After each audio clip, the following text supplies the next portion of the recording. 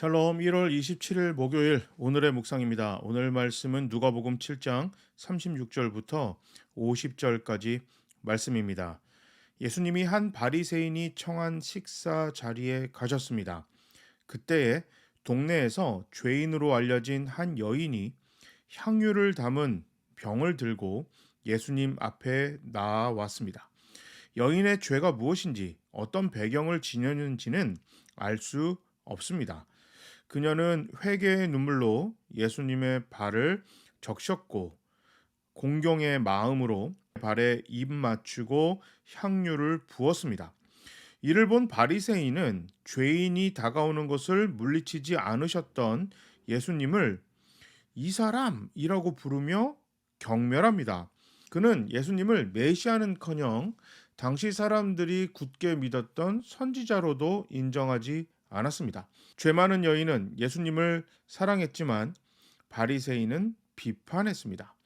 죄와 허물, 주변의 시선이 막아설지라도 주님은 항상 우리를 바라보고 계십니다. 여인은 자신이 드릴 수 있는 가장 큰 공경과 사랑을 담아 귀한 것을 예수님께 드렸습니다. 하지만 이 바리새인 시몬은 손님으로 오신 예수님께 마땅히 베풀어야 할 도리조차 행하지 않았습니다. 이스라엘의 전통적인 인사법은 볼에 입을 맞추는 것입니다. 이것은 애정을 표현하기도 하지만 상대방을 향한 공경과 예의를 갖추는 것이었습니다.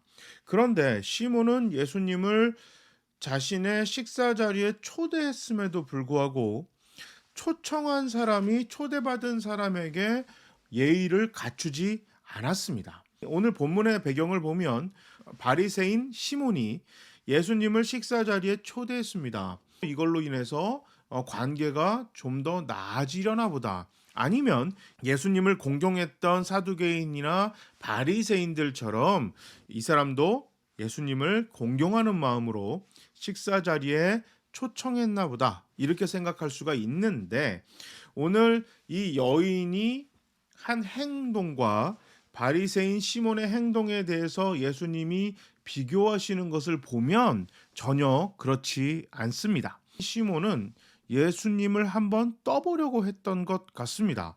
이 사람은 당시 이스라엘 사람들이 행하던 기본적인 예절도 지키지 않았습니다.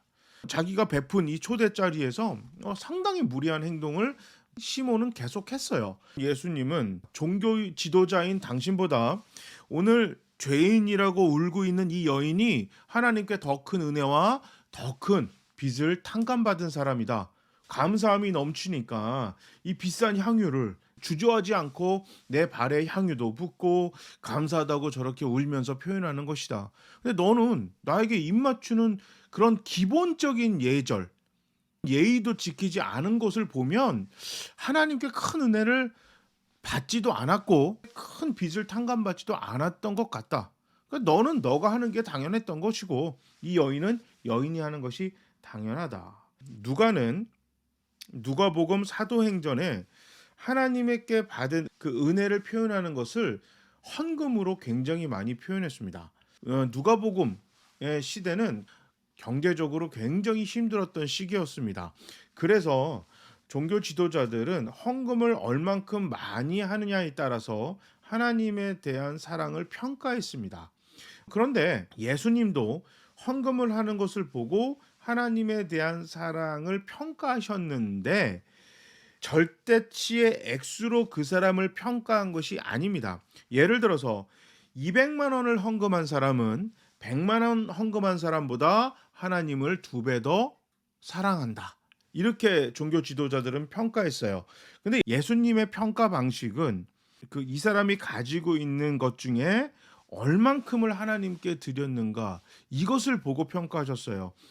너는 1,000만 원을 갖고 있는데 10만 원을 헌금했고 이 여인은 10,000원을 갖고 있는데 10,000원을 헌금했어. 너희들은 10만 원을 헌금한 사람이 10,000원 헌금한 사람보다 하나님을 10배 더 사랑한다고 이야기하지만 하나님은 각자 가지고 있는 것에서 하나님께 얼마나 감사와 사랑의 표현을 하느냐 이것을 바라보고 계신다. 그러니까 절대치의 헌금의 액수 이것을 강조하신 게 아니라 하나님을 사랑하는 마음을 보셨습니다.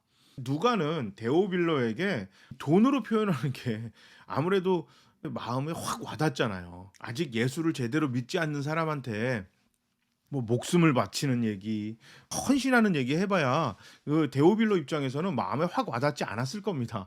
그런데 돈에 대해서 딱 이야기를 하면, 그렇지. 하나님은 우리의 마음을 저렇게 보시는구나. 굉장히 이해하기 쉽게 누가는 헌금의 비유를 굉장히 많이 했어요. 그래서 오늘 본문에도 보면 바리새인 입장에서는 이 여인이 깨뜨렸던 이 향유가 비싸긴 했지만 그깟 그 향유 하나 깨는 거 가지고 뭐 되게 유세 떤다 이렇게 얘기할 수 있습니다. 그러나 예수님 입장에서는 너는 돈이 굉장히 많아서 이 향유가 그까지 향유일지 모르겠으나 이 여인에게서는 이건 굉장히 비싸고 이 여인의 재산에 아주 큰 몫을 차지하는 겁니다. 이걸 팔아서 생활을 하면 정말 지금보다 훨씬 나을 삶을 살 수 있는데 이것을 예수님께 드렸다. 왜? 하나님께 받은 은혜가 커서. 예수님 눈에는 이 여인은 굉장히 많은 걸 드린 거예요. 너는 많은 것 중에 그 조금 드린 거 가지고 굉장히 생색내는데 이 여인은 얼마 안 가진 것 중에서도 큰 걸 드리면서도 울면서 감사하고 나는 죄인입니다 하는 이 모습을 예수님이 바라보시면서 하나님이 누구를 더 이뻐하시겠는가? 바리새인들에게 질문하고 있습니다. 누가복음을 읽으면서 하나님에게 우리가 받은 은혜에 대한 감사에 표현하는 것들이 구체적으로 잘 나와 있습니다. 지난번에도 제가 하나님께 부끄럽지 않는 헌금 생활을 해라 이렇게 말씀드렸듯이 하나님께 어떤 형태라도 구체적으로 표현하는 것에 대해서 주저하지 마시고 또 그 드린 것들에 대해서 교만할 필요도 없고 창피할 필요도 없어요. 우리가 가진 것 중에서 하나님께 기쁘게 드렸다면 하나님 기쁘게 받으십니다. 제가 한번 기도하겠습니다. 하나님, 우리가 받은 은혜가 참 큽니다. 세상과 비교해서 전혀 다르지 않는 우리를 먼저 사랑해 주시고 자녀로 삼아 주셨습니다. 그리고 이 땅에 살아가면서 매 순간순간마다 지켜주신 그 은혜 하나님 너무너무 감사합니다. 저희가 하나님께 받은 은혜와 감사를 표현하는데 인색하거나 교만하거나 또 창피하지 않도록 해 주시옵소서. 하나님께 기쁘게 마음껏 감사의 표현을 하는 우리 모두가 되겠습니다. 예수님 기뻐 받아 주시옵소서. 예수님의 이름으로 기도합니다. 아멘. 누군가랑 비교하면서 교만하거나 절망하거나 다른 사람을 판단하거나 하지 마시고 하나님만 바라보시고 하나님께 마음껏 표현하고 하나님께 열심히 마음을 드리고 시간을 드리고 물질을 드리고 자존심도 다 내어드릴 수 있는 우리 교회 우리 모두가 됩시다. 자, 모두 샬롬.